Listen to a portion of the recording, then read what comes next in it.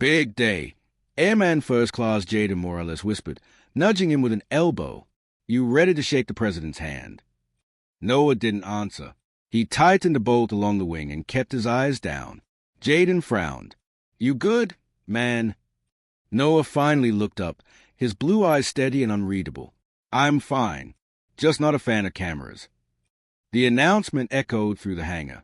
All personnel, stand by for the arrival of the President of the United States. The room snapped to attention. Officers gave final instructions. Noah adjusted his gloves. His heartbeat stayed calm, but his thoughts raced. It wasn't the cameras that bothered him. It was a man walking through those doors. Applause erupted as the hangar doors opened. President Trump entered, flanked by Secret Service and base officials. Cameras clicked. Reporters whispered. Trump smiled, waved, and moved down the aisle, shaking hands with airmen and officers alike. He lingered with the mechanics, the ones rarely in the spotlight, thanking each personally. When he reached Jaden, the young airman snapped a crisp salute and grinned. Thank you, Mr. President. Trump shook his hand firmly. Thank you, son. You keep these birds flying. Then he turned to the man beside him, Staff Sergeant Noah Hayes. Noah stood tall, boots planted, posture flawless. Sergeant Hayes, the base commander, said proudly, our lead technician on the Falcon 0 project. The president wanted to meet the man behind the mission. Trump extended his hand. I've heard about your work. Exceptional job. Men like you keep this nation strong. The hangar went silent. Noah looked at the outstretched hand and didn't take it. Gasps rippled through the room. A clipboard clattered to the floor. Jaden's face drained the color. Trump waited a moment longer, then slowly lowered his hand. Noah finally spoke, his voice calm but firm.